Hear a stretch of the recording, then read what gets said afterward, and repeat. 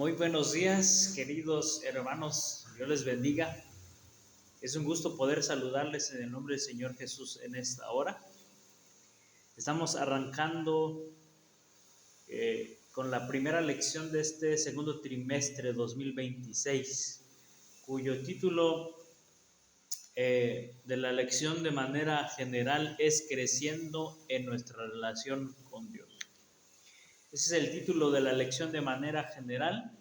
Y hoy día vamos a poder analizar la primera lección de este segundo trimestre 2026.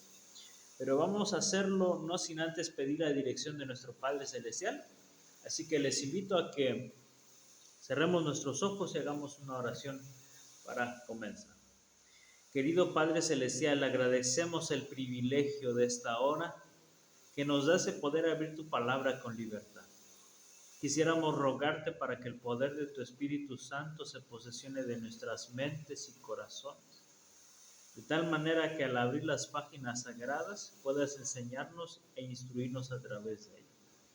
Permite que el elemento humano sea solamente el transmisor de tu voluntad y que seas tú el que dirija cada pensamiento, cada palabra que en esta hora pueda ser hablado. Permite que quienes habrán de escuchar este repaso de la lección de esta semana puedan a través de tu Espíritu Santo encontrar el consejo que tú nos des a través del estudio de tu palabra. Dirige nuestros pensamientos y conéctanos a la fuente celestial. Te lo pedimos en el nombre de Jesús. Amén.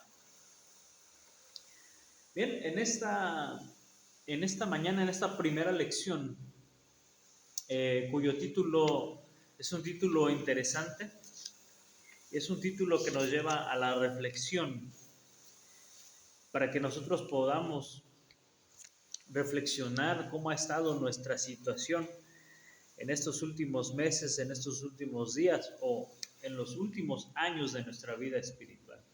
Y el título para la primera lección de este trimestre es Evalúate. ¿Para qué se hace una evaluación? ¿Cuál es el objetivo de una evaluación? Bueno, el objetivo de una evaluación es para poder visualizar la condición en la que nosotros encontramos.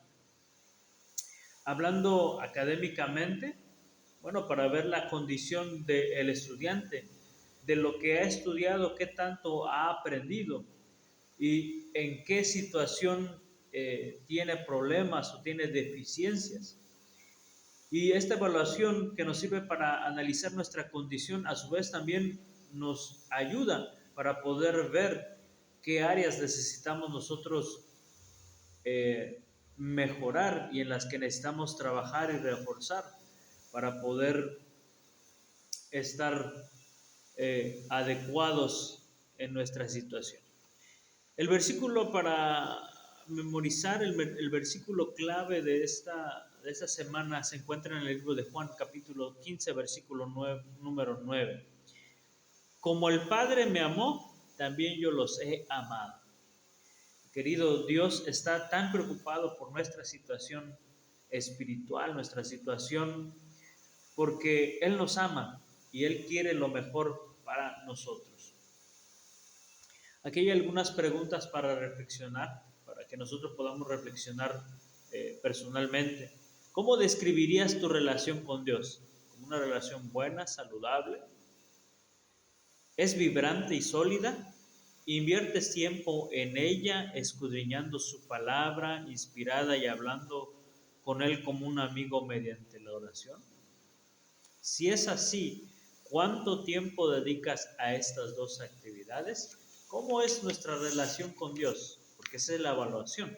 ¿Será que nuestra relación con Dios es una relación sólida, una relación vibrante, una relación intensa, una relación buena?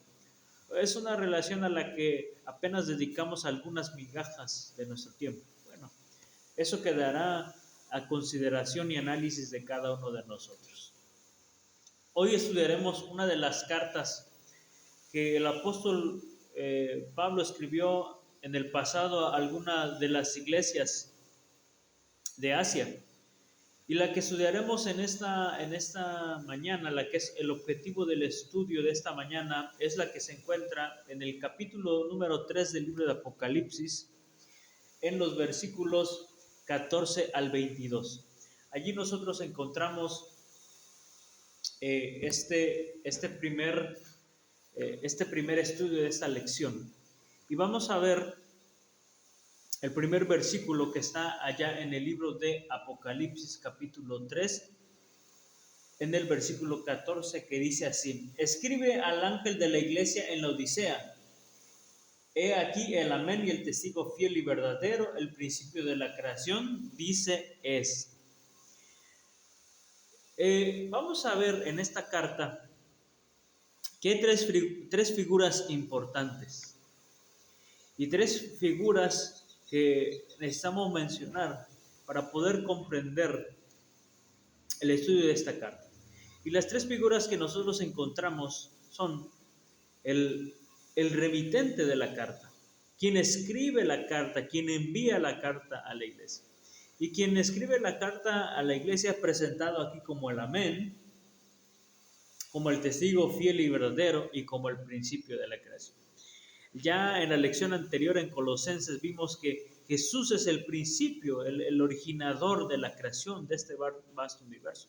Así que el remitente de la carta, quien está escribiendo esta carta para la iglesia de la Odisea, es el mismo Señor Jesucristo. Esta carta es enviada a través de otro personaje que es importante también, que es el mensajero. Y en este caso es el ángel de la iglesia de la Odisea. Escribe al ángel de la iglesia de la Odisea. Así que vemos que aquí tenemos un ángel, un mensajero. Y también tenemos quien recibe la carta, ¿verdad? Quien está recibiendo esta carta, quien es precisamente la iglesia de la Odisea. Ahora, esta carta a la iglesia de la Odisea, vamos a analizar 4 aspectos de esta carta. El primer aspecto es, vamos a ver al personaje que está escribiendo esta carta, que es Jesús, que es Dios. Y vamos a ver a este primer personaje como el juez de este pueblo, quien a su vez conoce la condición del pueblo. Vamos también a ver también que la condición de este pueblo y que este pueblo no conoce su condición. Vamos a ver también en esta lección 3 consejos que después de Dios darle a su pueblo, de ver cuál es su condición realmente y mostrarle la situación en la que se encuentra, Él le da 3 consejos para poder mejorar su condición espiritual. Y finalmente veremos el amor intenso que Dios siente hacia su pueblo, lo que lo motiva a escribir esta carta. Así que vamos a ver la primera parte de esta lección. Y la primera parte está en el versículo, en la primera parte del versículo número 15. Vimos que quien manda esta carta es Jesús. Y entonces la primera cosa que quiere destacar el apóstol Juan es aquí algo muy interesante. Y está en la primera parte del versículo número 15. Dice: yo conozco tus obras. Y aquí hay una cosa interesante, hermanos. Y la cosa interesante es que si hay alguien que conoce nuestra condición espiritual, nuestra condición moral, nuestra condición intelectual, nuestra condición con nuestra relación con Él como nuestro creador, es Dios. A Dios no podemos engañarlo. Muchos de nosotros podemos decir: oh, yo estoy bien en mi vida espiritual, yo estudio todos los días, yo oro todos los días. Nosotros podemos decir presente 7 cuando pasa la lista en la escuela sabática, aunque ya hemos estudiado 2 o 3 días, aunque ya hemos estudiado 6 días. Pero a Dios no lo podemos engañar. El libro de Salmos, en el capítulo número 139, quiero invitarte a que vayamos al libro de Salmos. Libro de Salmos, capítulo número 139. Y en el versículo número 1 del libro de Salmo 139. Dice, oh Jehová, tú me has examinado y me has conocido. O sea que Dios hace un análisis de nuestra vida personal. Y Él es el único que nos conoce a la perfección, conoce nuestras debilidades, conoce nuestras luchas, conoce nuestra condición espiritual. Y no solo eso, mira que dice el versículo número 7. ¿A dónde iré de tu espíritu y dónde me esconderé? ¿Y a dónde huiré de tu presencia? Es interesante que a Dios nosotros no le podemos ocultar nada. Él conoce nuestra condición perfectamente. Y como el juez del pueblo, Él conoce su condición. Así que lo primero que quiere destacar Dios para la iglesia es que a Él no lo podemos engañar, ni nos podemos esconder de Él, ni podemos huir de su presencia, ni podemos ocultarle nada, porque su ojo vigilante nos conoce a la perfección. Y de este pasaje podemos sacar dos sublecciones interesantes. Y lo primero es que si Dios nos conoce, entonces sabe lo que nosotros necesitamos. A veces nos afligimos porque tenemos ciertas necesidades, pero si Dios nos conoce, quiere decir que Él también conoce nuestras necesidades y nos dará lo que nosotros necesitamos. Otra lección importante que podemos destacar es que a Él no le podemos ocultar nada. Ya que Él nos conoce, entonces no hay nada de lo que esté en nuestro ser, en nuestra vida personal, matrimonial, como miembros de iglesia, que Él no sepa. Él lo sabe absolutamente todo. Ahora, como Él nos conoce, Él sabe perfectamente nuestra condición. Y Él nos dice más adelante cuál es la condición en la que nosotros nos encontramos. Dice, yo conozco tus obras, que ni eres frío ni caliente. Ojalá fueses frío o caliente. Pero cuanto eres tibio y no frío ni caliente, te vomitaré de mi boca. Y aquí pasamos a la siguiente parte de la lección. Ya hemos puesto de manifiesto que Dios nos conoce. Él es el juez del pueblo. Y para poder juzgar y dar un veredicto, Él debe conocer la situación de la persona que está siendo juzgada. Y aquí Dios está diciendo, yo conozco tu condición. Por lo tanto, puedo emitir un juicio favorable o desfavorable dependiendo tu situación y tu condición. Sin embargo, cabe mencionar que Dios en su misericordia, Él puede darnos un juicio favorable si nosotros permitimos que su justicia pueda cubrir nuestra vida. Y vamos a ver más adelante cómo podemos lograr eso. Ahora vamos a ver cuál es la condición del pueblo. Dice, pero yo conozco, dice, tus obras, que no eres frío ni caliente. Tu condición es una condición de tibieza, versículo número 16. Por cuanto eres tibio, ni frío ni caliente, te vomitaré de mi boca. Ahora, versículo número 17. Porque tú dices, yo soy rico y me he enriquecido, y de ninguna cosa tengo necesidad, y no sabes que tú eres un desventurado, miserable, pobre, ciego, y además estás desnudo. Fíjese cuál es la condición de nosotros. Dice, podemos decir, Señor, yo asisto regularmente a tu iglesia, oro regularmente, estudio regularmente tu palabra, hago el bien. Y muchos de nosotros en base a eso podemos pensar que entonces nuestra condición espiritual es una condición buena. O que por nuestra condición espiritual, por nuestras acciones, por nuestro desempeño en la iglesia, entonces merecemos la misericordia de Dios. Y la condición de esta iglesia, este grupo de creyentes, que es la condición de nuestra iglesia actualmente, dice, yo no tengo necesidad de nada, yo no necesito nada, porque mi condición espiritual es buena. Podemos pensar que por nuestra propia condición o nuestra vida espiritual somos buenos. Y esta condición nos impide ver realmente cuál es nuestra condición. Y Dios dice, tú crees que no tienes necesidad. Sin embargo, yo quiero decirte que tienes 5 problemas por lo menos que estás enfrentando. que eres un desventurado, que eres un miserable, eres un pobre, eres un ciego y además estás desnudo. Esa es la condición que está sufriendo la iglesia. Su confianza propia y su incapacidad para percibir su necesidad produce y alimenta su orgullo y su falta de humildad. Se jacta de que no tiene necesidad de nada. Como resultado, no tiene necesidad de arrepentirse.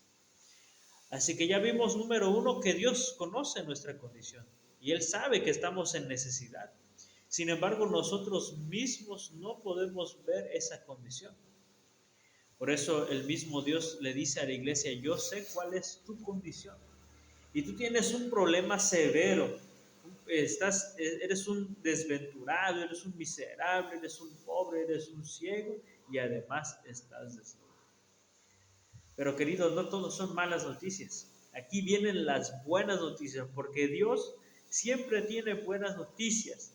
Y Dios siempre busca que su pueblo pueda ser restaurado, reavivado y transformado. Es por eso que al ver la condición de la iglesia y al ver su situación espiritual, Él le da ahora 3 consejos para que su situación espiritual pueda comenzar a mejorar. Quiero decirte, querido, que nosotros realmente estamos perdidos. Realmente sin Cristo Jesús no hay esperanza. Sin Cristo Jesús nuestra condición espiritual, por más estudiosos que seamos, por más involucrados que estemos en la actividad misionera, por más involucrados que estemos en la misión, en las actividades de la iglesia, eso no garantiza que tú y yo somos unas personas perfectas en Cristo Jesús. Y muchas veces el hecho de participar en las actividades, de estudiar, de leer, nos decir: yo soy bueno, yo soy justo, porque yo hago esto, porque yo doy mi diezmo, porque yo doy mi ofrenda, porque yo no falto los sábados, porque yo estoy bien en Cristo. Y eso justamente muchas veces nos hace sentir una autosuficiencia y dejar de depender del Maestro. Pero Dios nos dice: no, debemos nosotros, yo quiero tener una relación contigo profunda, en la que diariamente nosotros podamos convivir. Para eso Dios nos aconseja 3 cosas importantes. Vamos a ver esos 3 consejos que Dios nos da. En el versículo número 18, después de reconocer que nosotros, que no tenemos una buena condición, entonces Dios nos aconseja 3 cosas. Versículo número 18, vamos a leer las 3 y entonces vamos a dar una explicación. Dice: por lo tanto, yo te aconsejo que de mí compres oro refinado al fuego para que seas rico, y vestiduras blancas para vestirte, y que no se descubra la vergüenza de tu desnudez, y unjas tus ojos con colirio para que veas. Interesante. El primer consejo es que compres de mí oro refinado al fuego. Y quiero decirte una cosa importante aquí.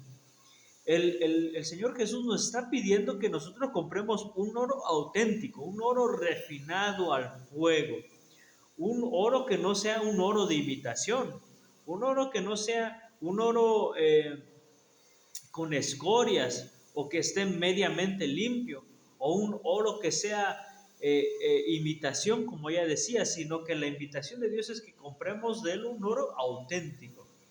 Ahora este oro auténtico refinado al fuego, ¿qué representa? Bueno, el oro representa la fe.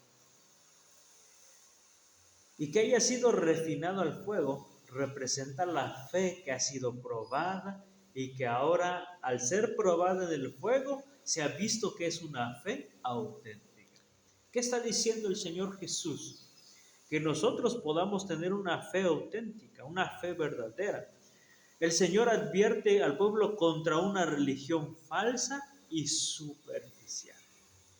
Hoy día, querido, hay muchas personas, hay muchos cristianos sinceros que, aunque buscan al Señor con sinceridad, están siendo engañados por doctrinas falsas. por doctrinas que no son de Dios, que no son verdaderas. Hay hoy día muchas personas sinceras en religiones que no son verdaderas, en religiones que no están siguiendo la palabra del Señor. Por eso el Señor Jesús nos dice, yo te invito a que compres una fe verdadera, una fe que ha sido purificada en el fuego y que ha sido probada y ahora se ha hallado como auténtica después de haber sido probada en el fuego. Esa es la primera invitación. La segunda invitación, el segundo consejo nos da, es que compres vestiduras blancas para poder cubrir tu desnudez.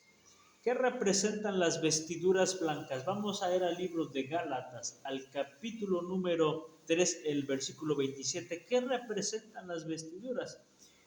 Gálatas capítulo 3, versículo número 27.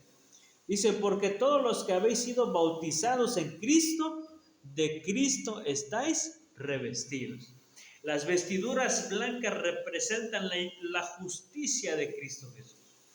Adán y Eva, cuando estaban en el jardín del Edén, antes de que ellos cometieran el pecado, antes de que infringieran la ley de Dios, estaban revestidos de la justicia de Cristo, de un manto de justicia que cubría su desnudez. Pero cuando el pecado entra a la tierra, la justicia de Cristo se pierde y entonces son hallados ahora desnudos.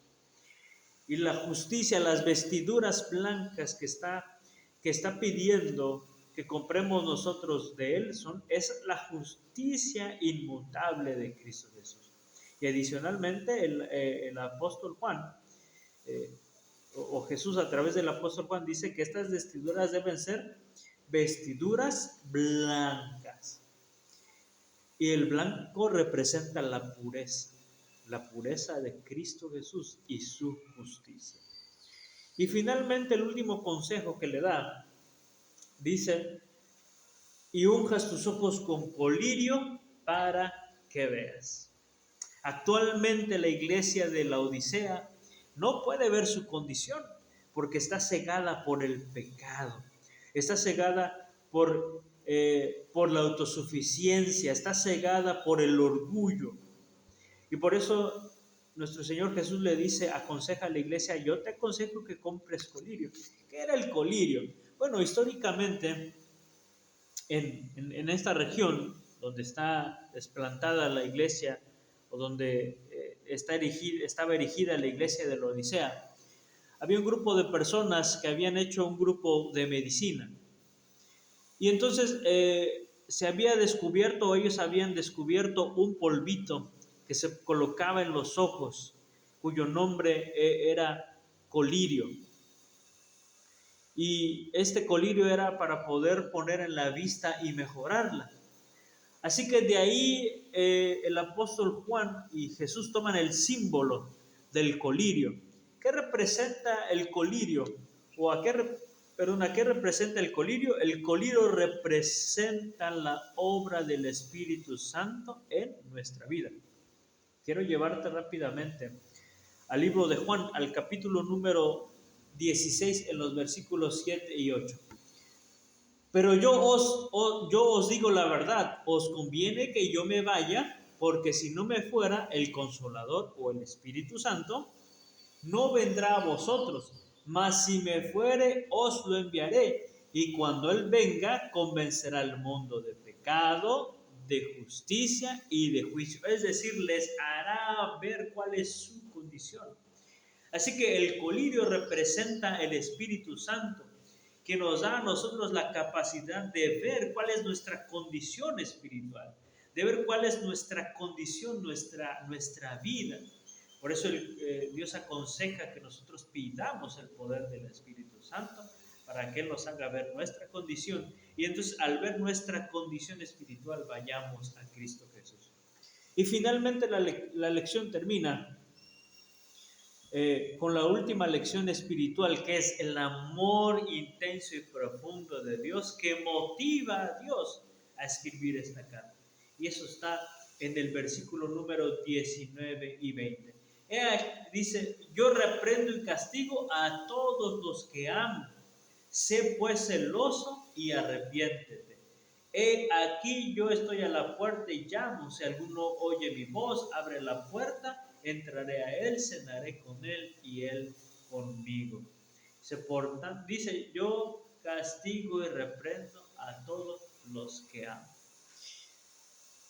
Aquí el Señor Jesús está mostrándonos cuál es la razón por qué Él escribe esta carta y cuál es la razón por qué nos reprende y nos corrige. Y la razón que motiva a Jesús a mostrar nuestra condición es el amor inmenso que tiene por nosotros. Y ese amor inmenso lo describe el libro de Jeremías en el capítulo 31, en el versículo número 3, que dice, con amor eterno te he amado, por lo tanto te prolongué mi misericordia. Y si nosotros pudiésemos ver la palabrita eterno que utiliza el profeta Jeremías, es la palabra olam. Y la palabra olam, que se traduce como eternidad, se refiere a algo que sobrepasa lo cronológico o el tiempo. Es una palabra que da la idea de una intensidad inmensa. O sea que lo que está diciendo Jeremías, que es el amor de Dios, no solamente traspasa o trasciende el tiempo, sino que es un amor profundo, inagotable, inalcanzable e incomprensible. Y Dios quiere hacer notar al ser humano que Él le ama.